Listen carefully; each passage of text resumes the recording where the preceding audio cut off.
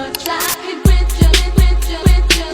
just one touch, I can feel my body giving. Assalamualaikum warahmatullahi wabarakatuh. Halo teman-teman, perkenalkan nama saya Yusra Rahmaningsih, NIM 250905501041. Oke, baik, kali ini saya akan membahas tentang kalimat efektif. Menurut beberapa para ahli, yang pertama, Razak tahun 1988 berpendapat bahwa kalimat efektif adalah kalimat yang mampu menjadi alat komunikasi yang disempurnakan di mana proses penyampaian dan penerimaan pesan berlangsung tanpa hambatan. Terus, adapun menurut Badudu tahun 1991 menyatakan bahwa kalimat efektif adalah kalimat yang berhasil menyampaikan pesan, gagasan, atau pemberitahuan dari si penyampai kepada si penerima melalui maksud yang sesungguhnya. Oke, jadi kalimat efektif adalah kalimat yang mampu menyampaikan pesan atau gagasan dari pembicara kepada pendengar secara tepat dan jelas sehingga maksud yang disampaikan dapat dipahami sesuai dengan yang dimaksud, didukung oleh pilihan kata yang tepat dan penolong yang logis. Oke, adapun ciri-ciri dari kalimat efektif yaitu yang pertama, kesepadanan dan kesatuan. Yang kedua, kesejajaran. Yang ketiga, penekanan dalam kalimat. Yang keempat, kehematan. Oke, saya akan menjelaskan keempatnya. Jadi, yang pertama itu kesepadanan dan kesatuan. Jadi, kalimat efektif itu harus memiliki keseimbangan antara gagasan atau pilihan yang ingin disampaikan dengan struktur bahasa yang digunakan. Artinya, setiap kalimat wajib memiliki subjek dan predikat yang jelas agar pesan yang disampaikan tidak membangun kesepadanan dan kesatuan. Mempunyai 4 poin penting yaitu subjek dan predikat, konjungsi, interkalimat, dan antar kalimat, gagasan pokok, dan penggabungan dengan kalimat yang dan.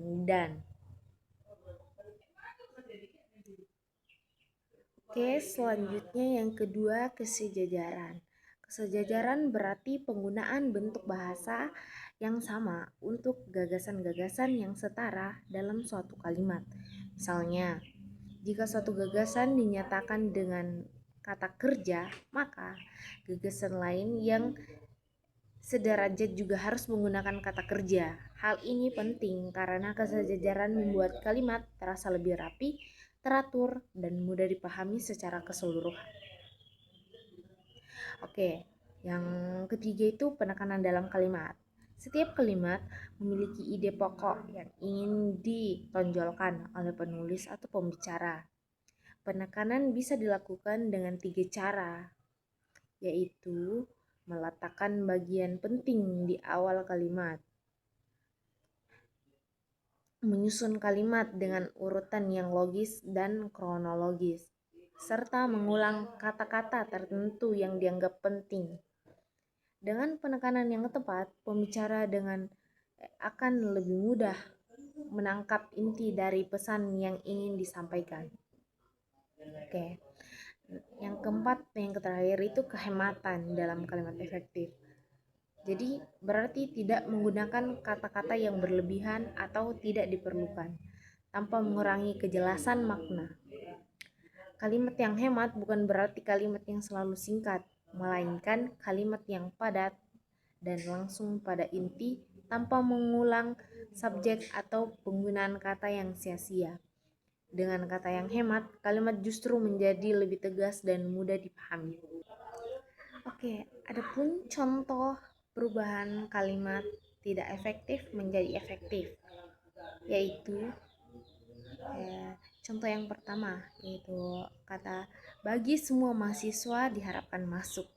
itu contoh tidak efektif. Kita akan mengubah menjadi efektif. Jadi, semua mahasiswa diharapkan masuk. Alasannya kenapa?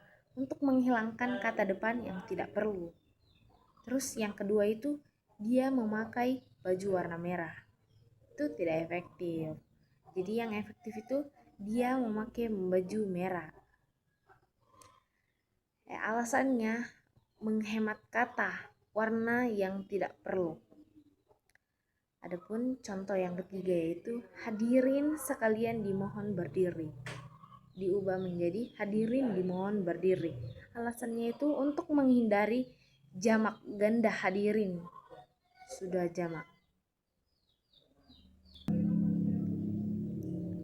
Adapun syarat kalimat efektif yaitu yang pertama sesuai EGD, itu menggunakan ejaan, tanda baca, dan kata baku yang tepat.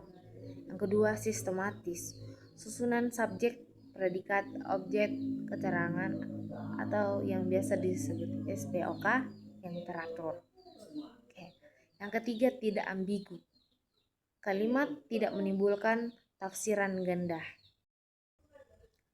Oke, adapun prinsip penyusunan kalimat efektif, yaitu yang pertama penggunaan subjek dan predikat yang jelas. Yang kedua, menghindari penggunaan kata-kata berlebihan. Yang ketiga, menggunakan kalimat aktif. Yang keempat, menyusun kalimat dengan urutan yang tepat. Yang kelima, penggunaan kalimat utama yang tegas.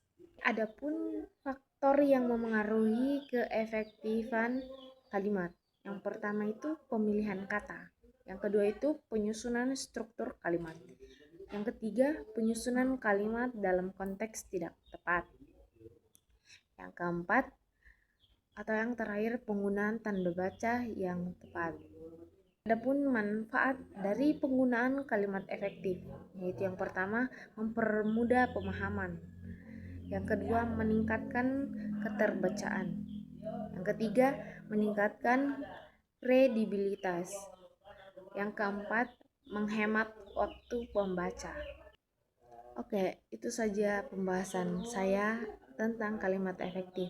Jadi bisa disimpulkan bahwa kalimat yang efektif adalah kalimat yang dapat menyampaikan pesan atau gagasan dengan tepat, singkat, dan padat sehingga pendengar atau pembaca dapat dengan mudah memahami apa yang dipikirkan pembicara atau penulis.